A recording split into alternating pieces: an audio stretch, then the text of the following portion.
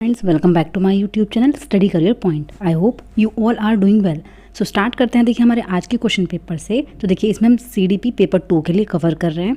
ठीक है, तो स्टार्ट करते हैं देखिए फर्स्ट क्वेश्चन से। तो देखिए फर्स्ट क्वेश्चन है, विकास के बारे में निम्न में से कौन सा कथन सही है। देखिए which of the following statement is correct about development. तो देखिए विकास एक समान होता है, विकास बिल्कुल अप्रत्याशित होता है, विकास में व्यक्तिगत विभिन्नताएं होती हैं, विकास विशिष्ट से सामान्य की ओर बढ़ता है। तो देखिए यहाँ पर जो आपका राइट आंसर है वो आपका ऑप्शन नंबर 3, विकास में जो है वो क्या होते हैं, इंडिविजुअल डिफरेंसेस होते हैं। ठीक है, तो ऑप्शन नंबर 3 जो होगा वो यहाँ पर आपका बिल्कुल सही हो जाएगा। चलते हैं देखिए नेक्स्ट क्वेश्चन पर। देखिए नेक्स्ट है, कथन ए है आपका, स्कूलों में मिड डे मील की व्यवस्था से छात्रों का बेहतर पोषण व स्वास्थ्य सुनिश्चित हो सकता है। तो ये आपका बिल्कुल सही है। पर्यावरणीय कारक किसी व्यक्ति को आकार देने में कोई भूमिका नहीं निभाते हैं क्योंकि विकास केवल आनुवांशिकता से आधारित होता है। ये आपका बिल्कुल गलत है। जो विकास है वो पर्यावरणीय कारक और आनुवांशिकता दोनों से निर्धारित होता है। ये जो आपका तर्क है आर, वो आपका बिल्कुल गलत है। ठीक है, तो यहाँ पर ऑप्शन नंबर 3 जो होगा वो आपका बिल्कुल सही हो जाएगा। ए सही है लेकिन आर क्या है आपका गलत है। ठीक है, चलते हैं देखिए नेक्स्ट क्वेश्चन पर। देखिए समाजीकरण की द्वितीयक संस्था के रूप में स्कूल का क्या प्रमुख उद्देश्य है। तो देखिए स्कूल का क्या प्रमुख उद्देश्य है, बच्चे को घर से अलग कर देना, बिल्कुल गलत है। सीखी बातों को पूर्ववत करना, ये भी आपका गलत है। बच्चों द्वारा घर में सीखी गई बातों का खंडन करना, ये भी आपका गलत है। ऑप्शन नंबर 4, परिवार का विस्तार जिससे बच्चे की परिचित चीज़ों को आगे बढ़ाया जा सके। ठीक है, तो ये आपका क्या हो जाता है, समाजीकरण की द्वितीय संस्था के रूप में स्कूल का प्रमुख उद्देश्य है। ठीक है, तो ऑप्शन नंबर 4 जो होगा वो यहाँ पर आपका बिल्कुल सही हो जाएगा। चलते हैं देखिए नेक्स्ट क्वेश्चन पर। देखिए जीन पियाजे के सिद्धांत में इस प्रक्रिया को क्या कहते हैं जब कोई बच्चा मौजूदा स्कीमा के संदर्भ में नई वस्तुओं या घटनाओं को देखता है। देखिए क्या करता है, जीन पियाजे के अनुसार जब बच्चा क्या करता है, when a child perceive new object और events in terms of existing schema, जब जो उनका जो मौजूदा स्कीमा है उसमें नई वस्तुओं या घटनाओं को देखना, तो उसको हम क्या बोलते हैं, तो वो आपका कहलाता है समावेशन, एसिमिलेशन। ठीक है, एसिमिलेशन। तो यहाँ पर ऑप्शन नंबर 1 जो होगा वो आपका बिल्कुल सही हो जाएगा। देखिए ना तो यहाँ पर ऑर्गेनाइजेशन है, ना मेटाकॉग्निशन है, ना ही आपके यहाँ पर स्कैफोल्डिंग की बात हो रही है। चलते हैं देखिए नेक्स्ट क्वेश्चन पर। देखिए नेक्स्ट है, क्या चीज़ है जो बच्चों में विभिन्न प्रकार की समस्याओं को सुलझाने के कौशल पा लेते हैं परंतु निगनात्मक सोच नहीं कर पाते। तो देखिए किस स्टेज में ऐसा होता है कि जो बच्चे होते हैं वो विभिन्न प्रकार की समस्याओं को सुलझाने के कौशल तो पा लेते हैं परंतु जो उनकी क्या होती है, हाइपोथेटिकली जो थिंकिंग होती है वो डेवलप्ड नहीं होती। तो कौन से स्टेज में होती है, संवेदी चालक में, मूर्त सक्रियात्मक में, या पूर्व सक्रियात्मक, या फिर अमूर्त सक्रियात्मक अवस्था में। तो देखिए यहाँ पर जो आपका राइट आंसर है वो क्या हो जाएगा, तो वो हो जाएगा आपका कंक्रीट ऑपरेशनल स्टेज में। किस में हो जाता है आपका कंक्रीट ऑपरेशनल स्टेज में। देखिए इस स्टेज में क्या होता है कि बच्चे जो है वो प्रॉब्लम्स को क्या करेंगे, सुलझाने के लिए कौशल तो पा लेते हैं लेकिन जो हाइपोथेटिकल उनके पास थिंकिंग आती है वो कब आती है, वो आती है आपकी फॉर्मल ऑपरेशनल स्टेज में। ठीक है, चलते हैं देखिए नेक्स्ट क्वेश्चन पर। देखिए कोल वर्ग के अनुसार नैतिक विकास के पूर्व पारंपरिक स्तर की क्या विशेषता है। देखिए जो प्री कन्वेंशनल लेवल होता है उसकी क्या कैरेक्टरिस्टिक्स होती हैं। तो इस बात पर ध्यान देना कि सांस्कृतिक कारक और लिंग नैतिक विकास को कैसे प्रभावित करते हैं, अच्छा या बुरा नियमों के पालन या फिर अवज्ञा के परिणामों से निर्धारित होता है, व्यक्ति अपने कार्यों के परिणामों पर ध्यान केंद्रित के बजाय दूसरों की अपेक्षाओं को बनाए रखने का प्रयास करते हैं, स्व चुने हुए नैतिक सिद्धांतों का पालन करना जो सार्वभौमिक है। तो देखिए यहाँ पर जो आपका राइट आंसर है वो क्या हो जाएगा, तो देखिए वो हो जाएगा आपका ऑप्शन नंबर 2, अच्छा या बुरा, good boy good girl orientation stage आती है आपकी किसमें, प्री कन्वेंशनल लेवल में। एक तो आता है आपका सजा से बचने के लिए बच्चा जो आज्ञा पालन करता है, वो आपकी क्या होती है स्टेज 1, और स्टेज 2 आपकी कौन सी होती है, गुड गर्ल और गुड बॉय ओरिएंटेशन। ठीक है, तो यहाँ पर ऑप्शन नंबर 2 जो होगा वो आपका बिल्कुल सही हो जाएगा। चलते हैं देखिए नेक्स्ट क्वेश्चन पर। देखिए वाइगोत्स्की के सामाजिक सांस्कृतिक सिद्धांतों में विश्वास रखने वाली एक शिक्षिका को क्या करना चाहिए, हतोत्साहित करना चाहिए। देखिए आपको क्या कहना है, देखना है, नेगेटिव पॉइंट्स को पकड़ना है। ठीक है, इनाम या सज़ा देना है, ये भी आपका गलत हो जाएगा। ठीक है, उसके बाद इसमें क्या है, ज़रूरत पड़ने पर उपयुक्त पान देना चाहिए। वाइगोत्स्की के अनुसार ये पूछ रहे हैं। ठीक है, तो वाइगोत्स्की के अनुसार आपका क्या हो जाएगा, वो क्या करते हैं, संकेत या इशारे बच्चे को देने चाहिए ज़रूरत पड़ने पर। ठीक है, तो यहाँ पर ऑप्शन नंबर 2 जो होगा वो आपका बिल्कुल सही हो जाएगा। चलते हैं देखिए नेक्स्ट क्वेश्चन पर। लेव वाइगोत्स्की के सिद्धांतों के अनुसार बच्चों व वयस्कों के द्वारा ज्ञान का सह निर्माण समीपस्थ विकास के क्षेत्र के किया जाता है। तो देखिए समीपस्थ विकास के क्षेत्र के अंदर, ठीक है, विदिन किया जाता है, ठीक है। जोन ऑफ प्रॉक्सिमल डेवलपमेंट के विदिन मतलब उसके अंदर किया जाता है। तो ऑप्शन नंबर 2 जो होगा वो यहाँ पर आपका बिल्कुल सही हो जाएगा। चलते हैं देखिए नेक्स्ट क्वेश्चन पर। देखिए एक प्रगतिशील और बाल केंद्रित शिक्षा के अंतर्गत निम्न में से किसका स्थान नहीं है। देखिए किस चीज़ का स्थान जो है वो नहीं है। तो डिजिटल तकनीकी व शिक्षण अधिगम सामग्री का प्रयोग, क्रियात्मक खेल, खोज व अनुभवों से सीखने पर बल देना। केवल देखिए केवल जहाँ आएगा वो आपका गलत हो जाएगा, ठीक है। केवल क्या होता है आपका गलत नेगेटिव वर्ड होता है, ठीक है। देखिए नेगेटिव ही आपसे पूछ रहे थे तो यहाँ पर आपका ऑप्शन नंबर 3 जो है वो डायरेक्ट आपको नेगेटिव मिल गया। तो यहाँ पर ऑप्शन नंबर 3 जो होगा वो आपका सही है, ठीक है। चलते हैं देखिए नेक्स्ट क्वेश्चन पर। मानकीकृत परीक्षणों के उपयोग से बुद्धिलब्धि की अवधारणा के द्वारा बुद्धिमत्ता का पता लगाने के बारे में एक प्रमुख चिंता यह है कि वे सांस्कृतिक रूप से निष्पक्ष नहीं हैं, वे केवल गुणात्मक विश्लेषण करते हैं, वे बुद्धि को व्यापक रूप से मापते हैं या फिर वे व्यक्तिगत मतभेदों के लिए जिम्मेदार हैं। तो देखिए यहाँ पर जो आपका राइट आंसर होगा वो क्या होगा, वो होगा आपका वे सांस्कृतिक रूप से निष्पक्ष नहीं है, ठीक है। Are not culturally fair. तो यहाँ पर ऑप्शन नंबर 1 जो हो जाएगा वो आपका बिल्कुल सही हो जाएगा। चलते हैं देखिए नेक्स्ट क्वेश्चन पर। देखिए शिक्षकों को प्राथमिक माध्यमिक कक्षा में मुद्रित समृद्ध वातावरण नहीं बनाना चाहिए। तो देखिए तो आपका गलत है, समृद्ध वातावरण तो आपका बनाना चाहिए, ठीक है। भाषा का विकास एक जन्मजात क्षमता है। देखिए भाषा का विकास जो है वो जन्मजात क्षमता नहीं है, ठीक है। जो भाषा का विकास है वो क्या है, जन्मजात क्षमता नहीं है। तो यहाँ पर ए और आर आपके दोनों ही गलत हैं, ठीक है। ए और आर आपके दोनों ही गलत हैं। चलते हैं देखिए नेक्स्ट क्वेश्चन पर। देखिए लड़के व लड़कियां जेंडर उचित व्यवहार अपने जेंडर के वयस्कों का अवलोकन या अनुकरण करके सीखते हैं। तो ये आपका बिल्कुल सही है, ठीक है।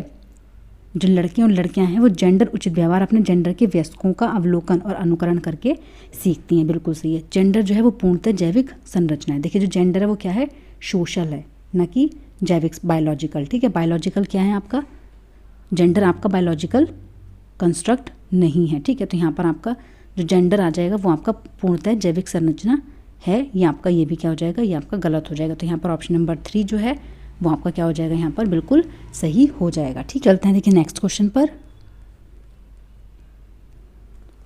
देखिए मूल्यांकन कैसा होना चाहिए। तो देखिए मूल्यांकन आपका कैसा होना चाहिए, holistic and continuous, standardised, exam centric, summative, norm referent, teacher centred या फिर डिसकॉन्टिन्यूअस। तो देखिए यहाँ पर जो आपका राइट आंसर है वो आपका क्या हो जाएगा, तो वो हो जाएगा आपका सर्वांगीण और समग्र, ठीक है। ऑप्शन नंबर 1 जो हो जाएगा वो आपका यहाँ पर बिल्कुल सही हो जाएगा। चलते हैं देखिए नेक्स्ट क्वेश्चन पर। देखिए निम्नलिखित में से कौन से अभिलक्षण एक समालोचनात्मक विद्यार्थी के नहीं है। देखिए कौन से लक्षण जो है वो समालोचनात्मक विद्यार्थी के नहीं है, खुली मानसिकता व जिज्ञासु प्रवृत्ति, या फिर आंख बंद करके निर्देशों का पालन, स्पष्टीकरण के लिए प्रश्न पूछना, या फिर स्रोतों की विश्वसनीयता का आकलन। तो ये देखिए ये पॉइंट्स तो आपके बिल्कुल पॉजिटिव, लेकिन आंख बंद करके निर्देशों का पालन ये आपका गलत, और गलत ही आपसे पूछ रहे थे, ठीक है। चलते हैं देखिए नेक्स्ट क्वेश्चन पर। देखिए नेक्स्ट क्वेश्चन है, निम्न में से क्या एक समावेशी कक्षा जिसमें प्रत्येक बच्चे की विशिष्ट जरूरतों के अनुरूप लचीले अधिगम में सहायक है। देखिए कौन सी जो है विशिष्ट जरूरतों के अनुरूप लचीले अधिगम में जो सहायक है वो कौन सी एक समावेशी कक्षा है। बेहद मानकीकृत पाठ्यचर्या, मानकीकृत आकलन, सीखने का सार्वभौमिक अभिकल्प, या फिर एक समान व योगात्मक मूल्यांकन। तो देखिए यहाँ पर जो आपका राइट आंसर है वो क्या हो जाएगा, सीखने का सार्वभौमिक अभिकल्प, ठीक है। ऑप्शन नंबर 3 जो होगा वो यहाँ पर आपका बिल्कुल सही हो जाएगा। चलते हैं देखिए नेक्स्ट क्वेश्चन पर। विविध शिक्षार्थियों के समूह में शिक्षकों को बहुसांस्कृतिक शिक्षा का अभ्यास किस तरह करना चाहिए। तो देखिए विविध शिक्षार्थियों के समूह में एक समान और मानकीकृत पाठ्यक्रम सुनिश्चित करके, एक समान और मानकीकृत आकलन सुनिश्चित करके, या फिर बच्चों की सांस्कृतिक पृष्ठभूमि के आधार पर अलग अलग संकाय बनाकर। देखिए अलग अलग सेपरेट तो उनको नहीं करना, ठीक है, उनके बैकग्राउंड्स के अकॉर्डिंग कक्षा का ऐसा लोकाचार बनाकर जहां हर बच्चा अपनेपन की भावना महसूस करे। तो देखिए ये आपका जो ऑप्शन है बिल्कुल पॉजिटिव है। तो यहाँ पर ऑप्शन नंबर 4 जो होगा वो आपका बिल्कुल सही हो जाएगा। चलते हैं देखिए नेक्स्ट क्वेश्चन पर। सुनीता एक ही गति कार्य को कई बार दोहराती है तथा उसे दोस्त बनाने में बेहद कठिनाई होती है, जबकि वह चीज़ों को बहुत बारीकी से परखने की समझ रखती है।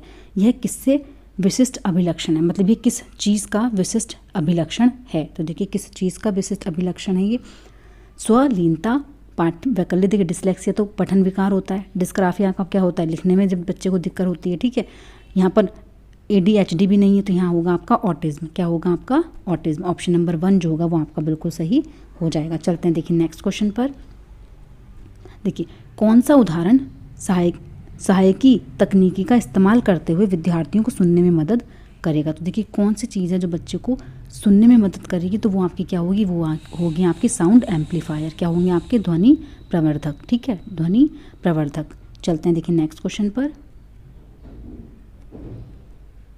देखिए नेक्स्ट क्वेश्चन है, निम्नलिखित में से रचनात्मकता की महत्वपूर्ण विशेषताएं कौन सी हैं। तो देखिए जो क्रिएटिविटी होती है आपकी, उसकी प्रमुख जो विशेषताएं हैं वो कौन सी हैं।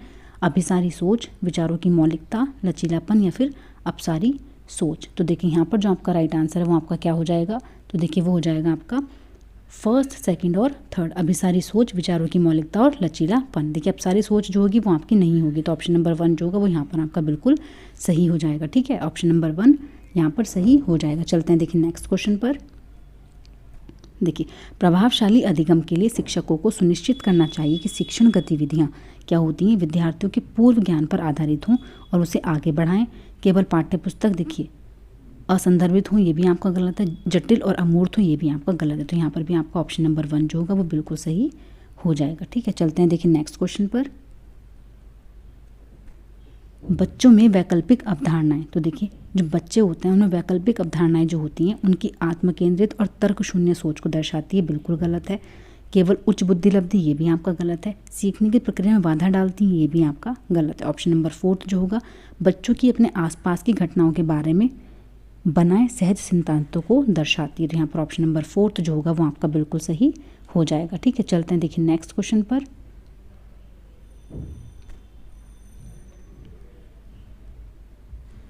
देखिए नेक्स्ट क्वेश्चन है, शिक्षक प्रभावी समस्या समाधान को प्रोत्साहित कर सकते हैं। देखिए जो शिक्षक हैं वो प्रभावी समस्या समाधान को कब प्रोत्साहित कर सकते हैं, अपनी कक्षा में कई दृष्टिकोणों और अनुमानों को हतोत्साहित नहीं करना, सहज अनुमान लगाने के लिए प्रोत्साहित करके, समस्या का चरण दर चरण समाधान लिखकर, या फिर पुस्तक ज्ञान के पुनरुत्थान पर ध्यान केंद्रित करके। तो देखिए यहाँ पर जो आपका राइट आंसर है वो क्या हो जाएगा, तो वो हो जाएगा बच्चों को सहज अनुमान लगाने के लिए प्रोत्साहित करके। तो यहाँ पर ऑप्शन नंबर 2 जो होगा वो आपका बिल्कुल सही हो जाएगा, ठीक है। चलते हैं देखिए नेक्स्ट पर। देखिए एक कम उपलब्धि वाले बच्चों के कक्षा शिक्षक के रूप में आपको निम्नलिखित में से कौन सी रणनीति सबसे अधिक उपयोगी लगती है। तो देखिए कौन सी रणनीति है जो आपको सबसे उपयोगी लगती है। विद्यार्थियों की कम उपलब्धि पर एक लंबा व्याख्यान देना, बिल्कुल गलत है। उसकी कम उपलब्धि के कारणों की पहचान करने का प्रयास करना और अल्पकालिक कर सकने योग्य लक्ष्य निर्धारित करना। देखिए आपका बिल्कुल सही हो जाएगा। यहाँ पर ऑप्शन नंबर 2 आपका बिल्कुल सही है। देखिए आवश्यक कदम उठाने के लिए कहना, जैसे कम उपलब्धि वाले छात्रों के लिए एक अलग शंकाएं बनाना। अलग शंकाएं आपको नहीं बनानी है, ठीक है। बच्चों के माता पिता को बताना, उन्हें बताना कि उनके बच्चे में कोई क्षमता नहीं है, ये भी आपका गलत हो जाएगा। ऑप्शन नंबर 2 जो है वो यहाँ पर आपका क्या हो जाएगा, बिल्कुल सही हो जाएगा। चलते हैं देखिए नेक्स्ट क्वेश्चन पर। देखिए बच्चों में अवधारणात्मक समझ को सक्षम करने के लिए इनमें से कौन सी महत्वपूर्ण गतिविधि है। तो देखिए इनमें से कौन सी महत्वपूर्ण गतिविधि है, तो वो है आपका संवाद। क्या है आपका संवाद। ऑप्शन नंबर 1 जो हो जाएगा वो आपका बिल्कुल सही है। देखिए व्याख्यान यहाँ पर नहीं है, प्रत्यक्ष निर्देश नहीं है, पुरस्कार भी यहाँ पर नहीं है। तो यहाँ पर ऑप्शन नंबर 1 जो है वो आपका बिल्कुल सही है। चलते हैं देखिए नेक्स्ट क्वेश्चन पर। देखिए राष्ट्रीय शिक्षा नीति 2020 के अनुसार अनुभवात्मक अधिगम को सभी चरणों में अपनाया जाएगा। अनुभवात्मक अधिगम के संदर्भ में क्या सही नहीं है। देखिए कौन सी चीज़ आपकी सही नहीं है, ये आपसे पूछ रहे हैं। तो देखिए छात्रों की उपेक्षा, शिक्षक को शिक्षण अधिगम प्रक्रिया में अधिक सक्रिय बनाना। देखिए जो आपका प्रक्रिया होती है वो क्या होती है, शिक्षक अधिगम प्रक्रिया नहीं होती बल्कि छात्र अधिगम प्रक्रिया होनी चाहिए, ठीक है। तो ये आपका गलत है, ठीक है। तो गलत ही आपसे पूछा है। तो देखिए जहाँ पर ऑप्शन 1 होंगे वो आपके सही होंगे, तो इन दोनों में से आपको चूज़ करना है। पिछले अनुभवों को नए ज्ञान प्राप्त करने और सकारात्मक सीखने के हस्तांतरण से जोड़ने में मदद करता है, तो ये आपका पॉजिटिव है, ठीक है। तो सेकंड तो आपका होगा नहीं। पूरी तरह से पारंपरिक किताबी ज्ञान को बढ़ावा देने पर आधारित। देखिए किताबी ज्ञान आपका नहीं होता है, तो यहाँ पर ऑप्शन नंबर 2, 1 और 3 जो है वो आपके सही हो जाएंगे, क्योंकि आपसे नेगेटिव पूछ रहे हैं और नेगेटिव आपके फर्स्ट और थर्ड है, ठीक है। चलते हैं देखिए नेक्स्ट क्वेश्चन पर। देखिए, निम्नलिखित में से कौन सी भावना सार्थक सीखने की प्रक्रिया को सुगम बनाती है? तो देखिए, कौन सा प्रोसेस है जो सीखने की प्रक्रिया को सुगम बनाता है? तो वो आपकी क्या होती है? वो होती है आपकी एक्साइटमेंट। क्या होती है आपकी? एक्साइटमेंट। ठीक है, उत्तेजना जो होता है वो यहाँ पर आपका सही आंसर हो जाएगा। चलते हैं देखिए नेक्स्ट क्वेश्चन पर। देखिए, बच्चे किस प्रक्रिया से सबसे बेहतर सीखते हैं? तो देखिए, बच्चे जो है सबसे बढ़िया कब सीखते हैं? देखिए, निष्क्रिय अनुकरण में तो नहीं सीखते, रिकॉल ड्रिल में नहीं सीखते, रोड मेमोराइजेशन में नहीं सीखते। यहाँ पर क्या हो जाएगा आपका? ऑप्शन नंबर 4 निर्देशित खोज, गाइडेड डिस्कवरी। तो यहाँ पर भी आपका ऑप्शन नंबर 4 जो होगा वो आपका बिल्कुल सही हो जाएगा। चलते हैं देखिए नेक्स्ट क्वेश्चन पर। निम्न में से कौन सा उच्च स्तरीय कौशल है जिसमें अपनी सोच के बारे में सोचना शामिल है? तो देखिए, कौन सा उच्च स्तरीय कौशल है जिसमें अपनी सोच के बारे में सोचना शामिल है? तो वो प्रत्याहार है, अनुबंध है, अधिसंज्ञान है या फिर पुनरावृत्ति है? तो देखिए, यहाँ पर जो आपका राइट आंसर है वो क्या होगा? तो देखिए, वो हो जाएगा आपका मेटाकॉग्निशन, जिसको बोलते हैं हम अधिसंज्ञान। ठीक है, चलते हैं देखिए नेक्स्ट क्वेश्चन पर। नेक्स्ट और लास्ट क्वेश्चन है आज का। शिक्षक बच्चों को आंतरिक रूप से अभिप्रेरित होने के लिए क्या कर सकते हैं? तो देखिए, जो शिक्षक हैं वो बच्चों को इंट्रिंसिकली मोटिवेट करने के लिए क्या कर सकते हैं? अनुबंधन के तरीकों का प्रयोग, उचित पुरस्कार देना, दंड का प्रयोग करना या फिर विद्यार्थियों की अभिरुचि को ध्यान में रखना। तो देखिए, आंतरिक अभिप्रेरणा देनी है ना, तो आंतरिक कब होती है? जब बच्चे को इंटरेस्ट हो। ठीक है, जब बच्चा क्या करे? इंटरेस्ट दिखाए। तो यहाँ पर ऑप्शन नंबर 4 जो होगा वो आपका बिल्कुल सही है, विद्यार्थियों की अभिरुचि को ध्यान में रखना। ठीक है, तो ऑप्शन नंबर 4 जो होगा वो यहाँ पर आपका सही हो जाएगा। तो देखिए, आज का लेक्चर आपका यहीं पर कंप्लीट होता है।